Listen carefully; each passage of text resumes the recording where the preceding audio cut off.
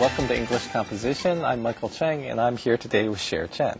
各位同学大家好，欢迎回来英文作文课程，我是 Cher。 Today we are going to learn about writing an essay, and we will do this by comparing a paragraph with an essay that's written about the same topic.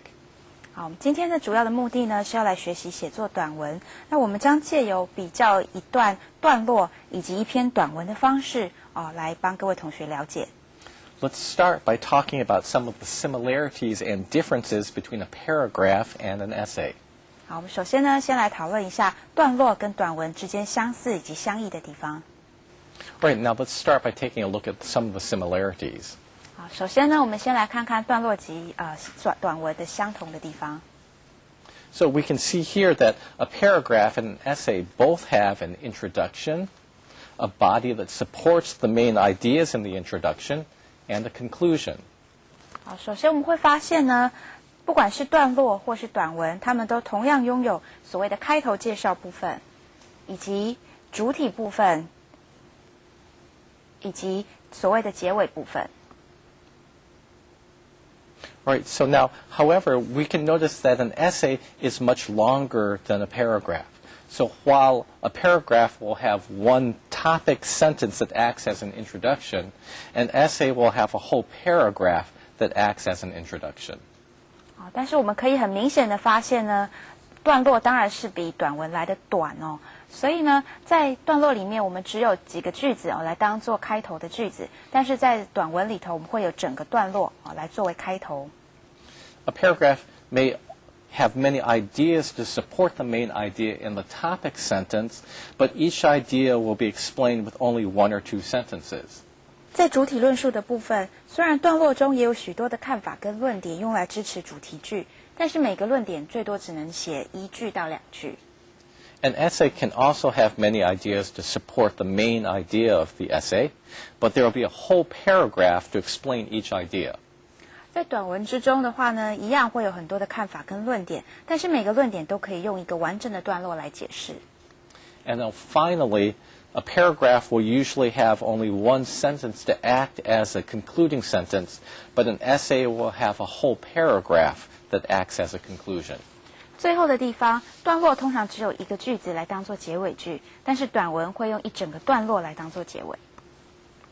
Now, let's take a look at an example of a paragraph, an example of an essay, and we'll start by reading our model paragraph. 好，现在呢，我们来看一下段落以及短文的范例哦。我们会从我们这篇这个本讲中的写作范例来作为例子。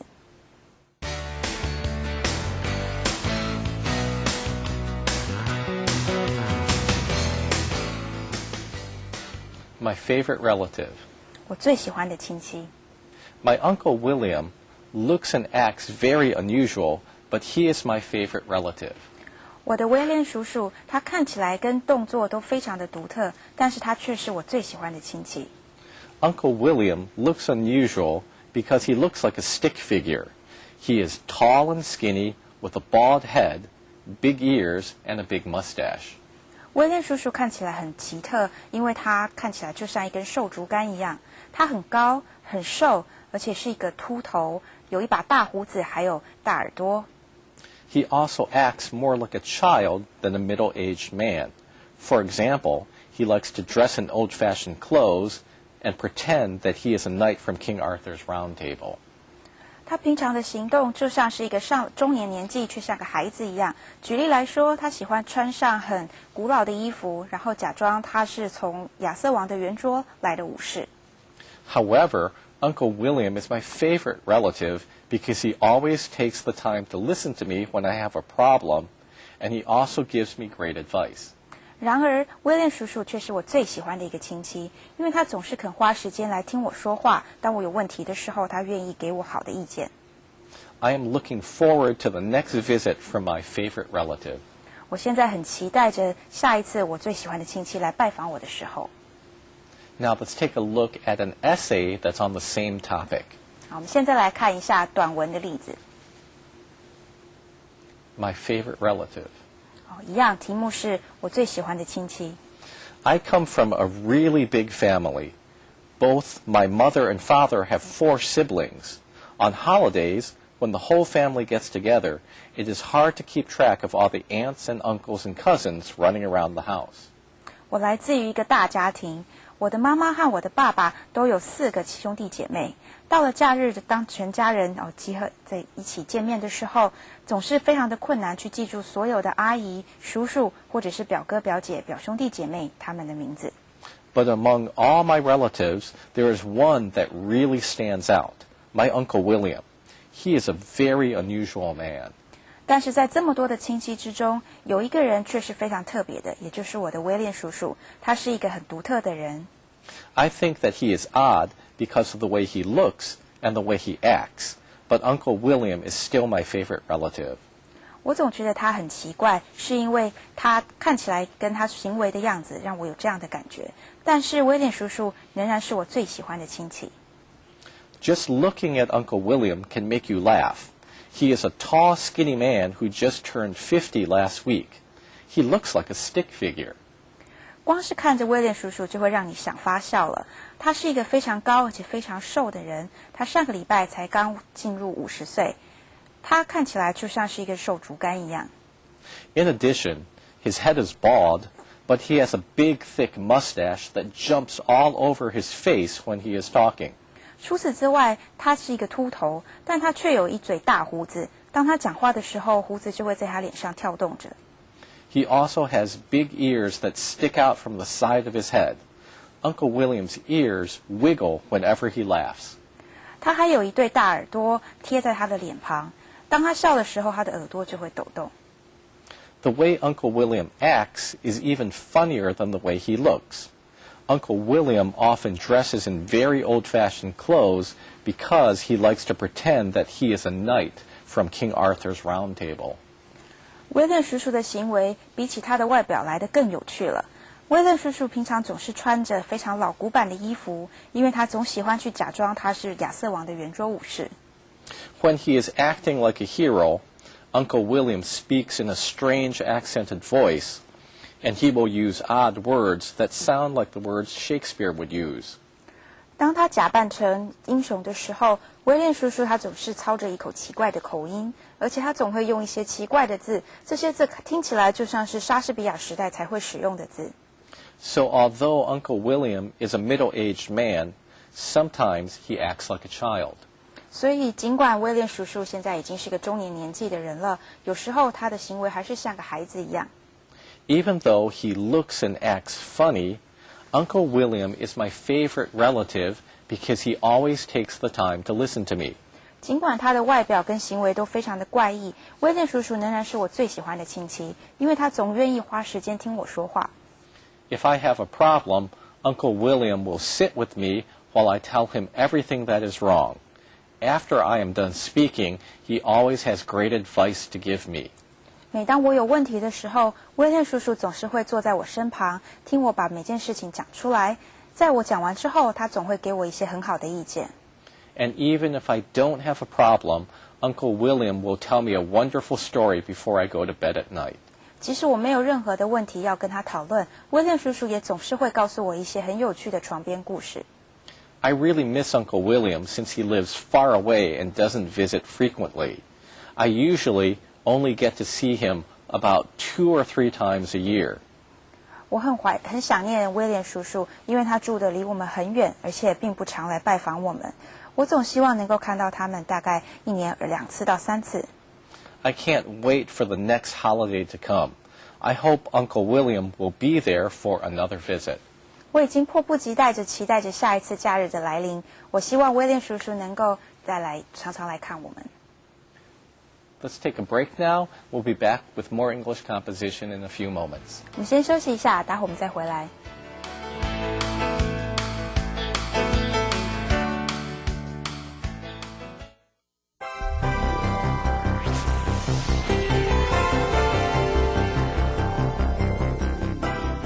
Welcome back. In this section, we will talk about the following topics. 欢迎回来，在这一个段落之中，我们将来讨论以下的几个主题。First, we'll talk about the introductory paragraph. 首先，我们会先讨论开头引言， Then, the thesis statement, 主旨， the body paragraphs, 论述的主体， and the concluding paragraph. 结尾的段落。Now, let's compare our model paragraph with our model essay, and we will start by learning what is special about the introductory paragraph of an essay. 好，首先呢，我们先来比较一下在范例中出现的段落以及短文。我们会从讨论开头引言的部分作为开始。All right. The introductory paragraph is used to catch the interest of the reader or to give background information about the main topic. 开头引言的段落呢，主要的目的是用来吸引读者的注意力，或说明文章主题的背景。The information in the introduction should allow the person reading your essay to understand what your thesis statement is. 在这个开头引言的部分提供的资讯，能够帮助读者来了解文章待会儿会提到的主旨。Now let's talk about what a thesis statement is. 接下来我们来看一下主旨的部分。The thesis statement is similar to the topic sentence of a paragraph because it tells the exact point you're trying to prove in your essay. 主旨的性质其实是类似于段落中的主题句，因为它能够清楚地表明接下来的文章中所要讨论的论点。The thesis statement also often acts as an outline for the rest of your essay because it will summarize the reasons you believe your main point is true. 同时，主旨呢也就像是接下来文章中的大纲，因为它仅以一小段话就能够概括接下来所要讨论的所有的部分。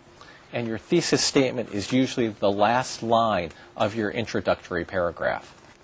而主旨呢，通常都放在开头引言的最后一句话。Right, so now here is the thesis statement of our model essay. 现在在荧幕上你可以看见的是从我们的写作范例中出现的主旨句。You can see that there are three key ideas in this thesis statement. 你可以从这个主旨句中发现有3个主要的想法。First is Uncle William looks odd. 第一点，威廉叔叔看起来很奇怪。Also, Uncle William acts odd. 第二个，威廉叔叔的行为也很怪异。And the last point is Uncle William is the writer's favorite relative. 第3点，威廉叔叔是作者最喜欢的亲戚。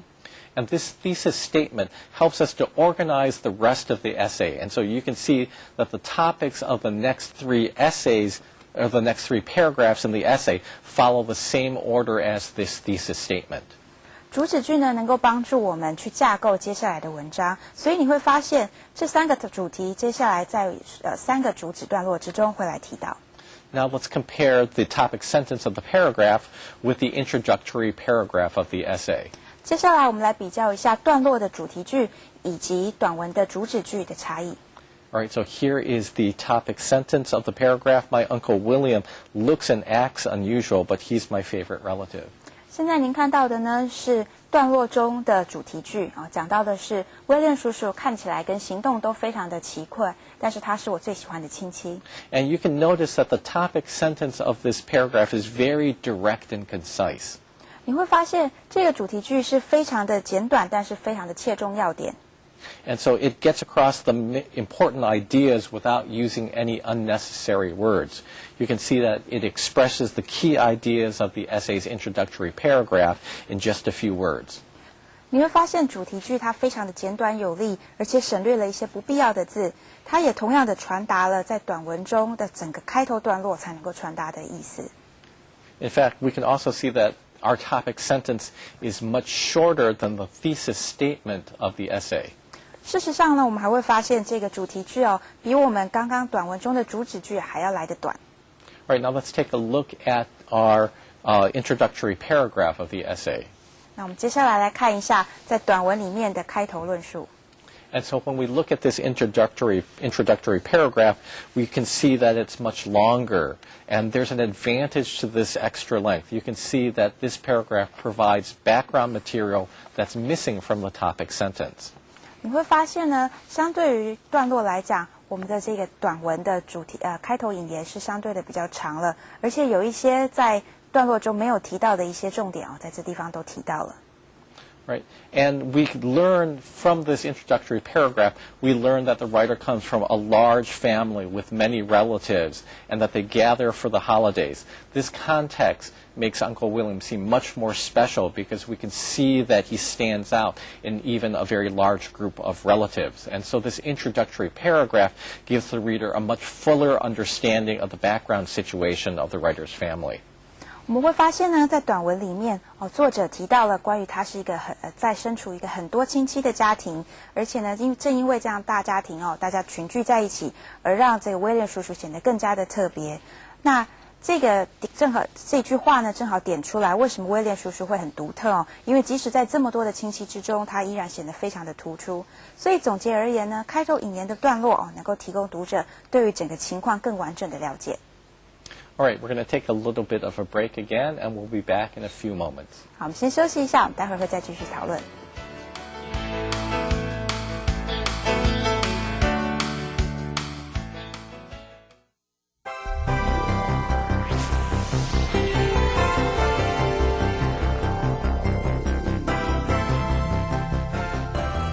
Hi, welcome back. Let's review what we've covered so far.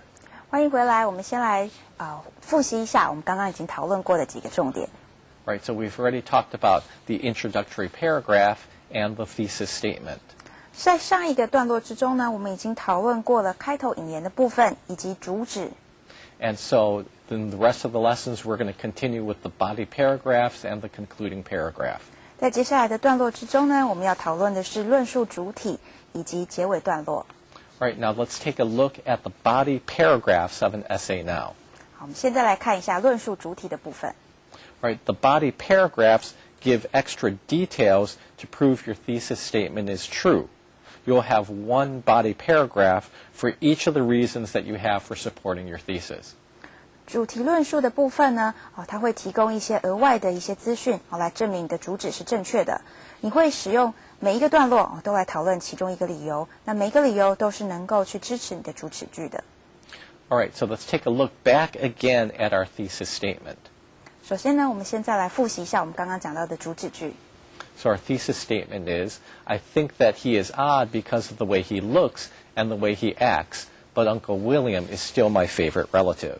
好，我们在短文中提到的主旨句是像荧幕上所写的我觉得威廉叔叔很奇特，因为他的行为跟他的外表都很怪异但是威廉叔叔仍然是我最喜欢的一个亲戚。And from this thesis statement, you can see that we will have 3 body paragraphs which will be on the following topic. 好，我们刚刚也说过，从主旨句中可以发展出3个主要的想法那这3个想法就会在我们的主题论述之中就会一个一个的提到。All right. The first body paragraph will be about how Uncle William looks odd. 第一个主体段落我们会提到的是他的外表。All right. The second body paragraph will be on the topic of Uncle William acts odd. 第二个段落呢，我们会讨论的是他的行为。And the topic of our last body paragraph will be Uncle William is the writer's favorite relative. 最后一个段落的部分，我们会讲的是威廉叔叔为什么是我最喜欢的亲戚。Right. Now, each of these body paragraphs will begin with a topic sentence, and the topic sentences will be followed by support sentences that give detailed examples of the topics to prove that the topic sentence is true. 好，每一个主体段落呢，都会有他自己所谓的主题句，然后再从主题句中呢，去发展出一些细部的说明的支持句。And a body paragraph also will often end with a concluding sentence that summarizes the ideas in the paragraph. 好，那这样的段落呢，当然也会最后有一个所谓的结尾来概括整个段落。All right, so now let's compare some examples from the writing model. We're going to look at a paragraph in the essay again. 好，我们接下来呢，来比较一下写作范例里面提出来的例子。首先，我们先看到的是在段落中的句子。All right, so this line, Uncle William looks unusual because he looks like a stick figure. He is tall and skinny with a bald head, big ears, and a big mustache. 好，我们看到段落中写到，威廉叔叔看起来很奇特，因为他看起来是非常瘦的人而且他又高又瘦，又却有一颗秃头、大耳朵以及一把大胡子。All right, the sentences from the paragraph go directly into providing information about Uncle William. we learn immediately that Uncle William looks unusual, and the next sentence lists some of his unusual features. 好，我们在这个段落中的句子呢，它直接的提供了关于威廉叔叔的一些外表的资讯。段落一开始他就直接说出来哦，这个威廉叔叔看起来很不平凡，而且呢，接下来的句子就指出这哪一些不平凡的特点。Right, so now let's take a look at the essay version. Right, so in the essay it says, just looking at Uncle William can make you laugh. 好，我们现在看到的呢是短文里面的段落的版本哦。他提到说，光是看着威廉叔叔就可以让你笑出来了。And so this is our topic sentence for the paragraph that tells us what the topic of this whole paragraph is about. 好，这个句子呢就是在这个短文中的段落里头的主题句。All right, so now let's continue and read through this paragraph. It says, he is a tall, skinny man who just turned 50 last week. He looks like a stick figure. In addition, his head is bald, but he has a big, thick mustache that jumps all over his face when he is talking. He also has big ears that stick out from the side of his head. Uncle William's ears wiggle whenever he laughs. 好，那在接下来的句子中呢，他提到了包括他的身高，他是一个高瘦，而且是将近50岁的一位老人哦。那还有提到他看起来像个竹竿，除此之外呢，他是个秃头，而且呢，他有一把大胡子，每当他说话的时候，胡子就会在脸上跳跃。另外有提到他的耳朵，当他笑起来的时候，耳朵就会摇动。And so you can see that we have many details here in this paragraph that give specific information about Uncle William. 我们会发现在短文中他提供了更多的空间让作者来描述这个威廉叔叔他外表不一样的地方。And so, for example, all this information that we see in the paragraph, it shows us that Uncle William is just his appearance is very funny looking in a humorous way, is not in some very strange or disfigured manner. 好，我们从这些细节中，我们就会发现威廉叔叔他其实是很与众不同的，但是他的与众不同而且有趣呢，并不是让人讨厌或是负面的。And so this is something that you don't see in just the paragraph version, where it just has a very simple sentence. 好，那这些东西、这些细节是你没有办法在段落中看到的，因为段落中我们只能够很简洁的提到那但是在短文之中，我们就可以提到这些细节。Also, you can see that there are many more details that we have in the paragraph that comes from the essay. So, for example, when it's talking about his ears, instead of just saying that he has big ears, it gives additional details, such as the ears wiggle when he laughs. 好，那我们在短文之中呢，还提供了一些细节比如说以他的耳朵来做例子的话除了讲到他耳朵很大之外，在短文之中还提到，当他笑起来的时候，耳朵还会抖动哦。Right. We also said that sometimes when you have a paragraph, you'll want a concluding sentence. But in this paragraph about Uncle William's appearance, there is no concluding sentence because the ideas are pretty simple and we don't need something that summarizes it all up. 好，我们刚刚讲到呢，在段落里面最后一句话通常是结尾要涵盖前面所有提到的细节。但是在我们刚刚看到短文的这个段落里面呢，最后一句话并不是所谓的结尾句。那这当然是因为说这个段落本身已经很简洁有力，而且很明了的是要表达它的外表了，所以就不需要再多加一句结尾句了。All right, so far we've gone over the introductory paragraph, we've talked about the thesis statement and body paragraphs. Now we are going to go on and talk about the concluding paragraph. 好，我们刚刚开头引言、主旨以及论述的主体都已经讨论完了，接下来我们来看最后一个部分，也就是结尾段落的部分。Right, so the purpose of our concluding paragraph is to tie together all the ideas in your essay. 结尾段落的目的呢，就是将文中所有提出来的重点都汇整在一起。So it can summarize the main ideas in your essay, or it can emphasize a final point that you want to make. 它可以用来总结文章的主要的重点，或者是去强调文章最终的要论。Right, and so your concluding paragraph is your last chance to make an impression on your reader. So you should use your concluding paragraph to make a memorable statement. 好，而且呢，你的结尾段落也是你最后一次可以用来打动读者的机会因此是作者都会希望能够写出让人印象比较深刻的句子。All right, so now let's compare the concluding sentence from the Uncle William paragraph with the concluding paragraph from the essay. 好，我们接下来呢，我们来比较一下段落中的结尾句以及短文中的结尾段落。right? And so here, our concluding sentence from the paragraph is, I am looking forward to the next visit from my favorite relative. 好，我们在段落中它的结尾句是像荧幕上所显示的，我很期待我最喜欢的亲戚下一次的拜访。And so we can see that the concluding sentence is quite simple. It merely restates the point of the topic sentence that Uncle William is his favorite relative and he's looking forward to the next visit. 好，我们会发现呢，就段落来讲，它的结尾句非常的简单，它只有重述了主题句提到说希望他最喜欢的亲戚就是威廉叔叔能够再次来拜访他。All right, and now let's take a look at the essay. And so this is the concluding paragraph of the essay. 好，现在荧幕上看到的呢是短文里面的结尾段落。I really miss Uncle William since he lives far away and doesn't visit frequently. I usually only get to see him about 2 or 3 times a year. I can't wait for the next holiday to come. I hope Uncle William will be there for another visit.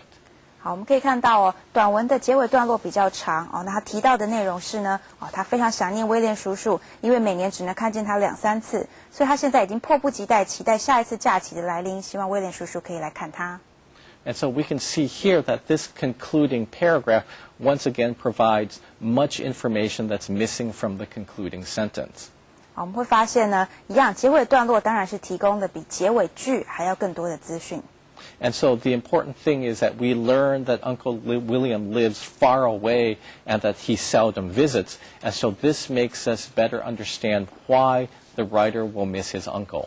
好，我们也会发现呢，他这里提到因为威廉叔叔住得很远，而且呢就是很少来拜访，所以这就是为什么作者会怀念威廉叔叔的原因。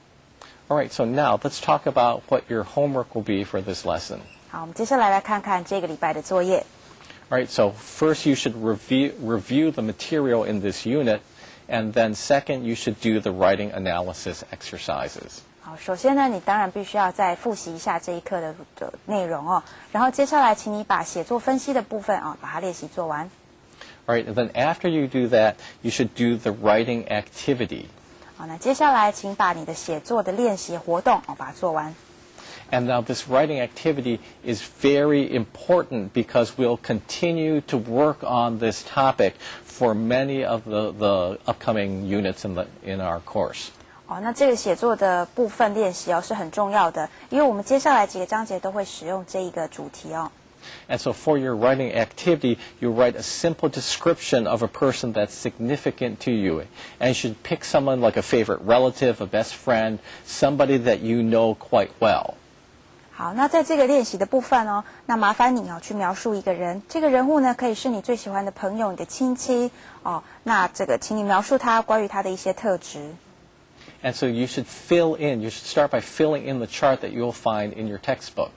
在课本上你有看到一个表格，那请你呢把这些资讯都填入这个表格之中。And so as you look at this chart is just an aid for you to use when you're brainstorming. 这个表格是特别加在这个地方，帮助你进行脑力激荡。And what you should do is you should just write down clear and specific details that you can use later when you're writing your essay. 好，那你应该做的事情呢，就是把细节很清楚的、很明确的写进去。And once you write down some details or some specific events, you can pick out the most interesting ones and see if there's some kind of story you can tell about it. 想好你这个特征的这些问题细节之后呢，接下来你可以思考一下哪一些是你特别想要强调的重点。And so then once you have a special point to make, you need to make a good topic sentence, and you need to have good supporting sentences to support your topic. 一旦决定好你想描述的主题之后呢，你必须要写一个好的主题句以及好的支持句。All right, and so thanks for joining us this week for English composition. We'll see you again next week. 谢谢，欢迎你们的加入我们下次再继续。